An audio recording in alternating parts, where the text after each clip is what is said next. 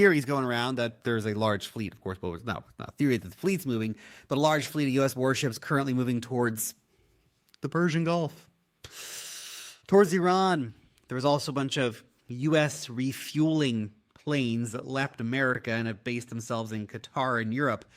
Could we be looking at another major strike on Iran from the USA? If so, gosh darn, markets are going to be volatile over the weekend.